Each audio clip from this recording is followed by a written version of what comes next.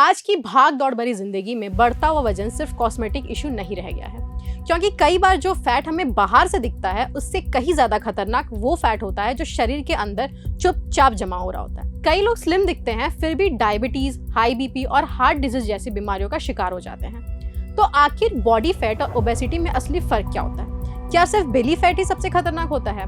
Crash dieting और वो internet वाले क्विक वेट लॉस हैक्स कितने सेफ है? और क्या स्ट्रेस, कम नींद और हमारी रोज की छोटी छोटी आदतें भी धीरे धीरे शरीर को बीमार बना रही है?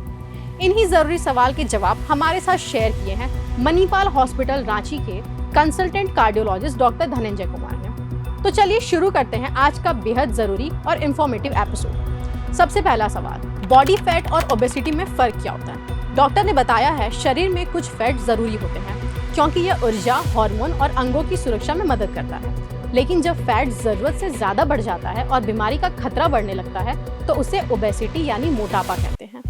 मोटापा जांचने के लिए BMI, कमर का नाप, बॉडी फैट परसेंटेज और वाइसरल फैट देखे जाते हैं।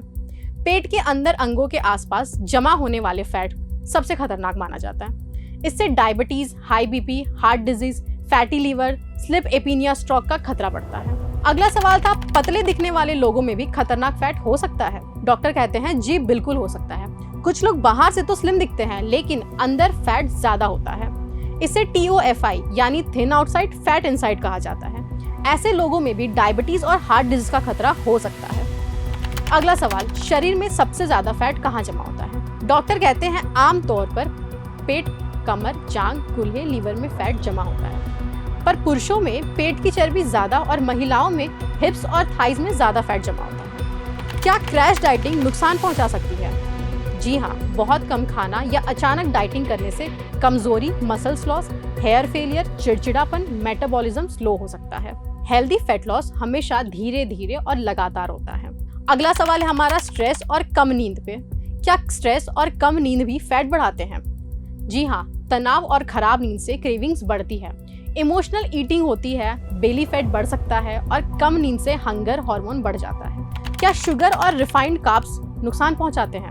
जी हाँ, ये बिल्कुल नुकसान पहुंचाते हैं। मीठे ड्रिंक्स, बेकरी आइटम्स और रिफाइंड कार्ब्स बार बार शुगर स्पाइक करते हैं जिसमें फैट स्टोरेज बढ़ जाता है, ज्यादा भूख भी लगती है और इंसुलिन रेसिस्टेंस भी बढ़ जाता है।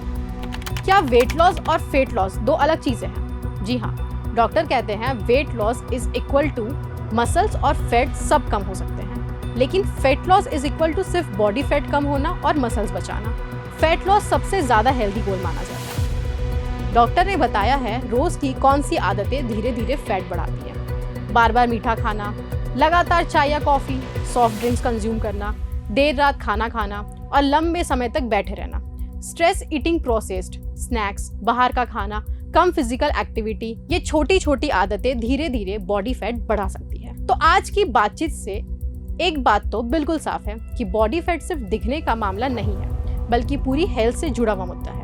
कई बार हमारा लाइफस्टाइल, स्ट्रेस, कम नींद और छोटी छोटी अनहेल्दी हैबिट्स धीरे धीरे शरीर के अंदर से नुकसान पहुंचाने लगती है और हमें इसका एहसास भी नहीं होता है। सबसे जरूरी बात, हेल्दी फैट लॉस कोई शॉर्टकट नहीं बल्कि सही डाइट, रेगुलर एक्टिविटी, अच्छी नींद और कंसिस्टेंसी का रिजल्ट होता है। अगर आपको आज का ये एपिसोड यूजफुल लगा हो तो इससे जरूर शेयर करिए, क्योंकि सही जानकारी शायद किसी की जिंदगी बदल सकती है। तो मिलते हैं अगले एपिसोड में एक और जरूरी हेल्दी डिस्कशन के साथ। तो देखते रहिए Prabhat Khabar healthy life show. मेरा नाम है खुशहाली। प्रभातखबर.com, विश्वास वही, रफ्तार नहीं।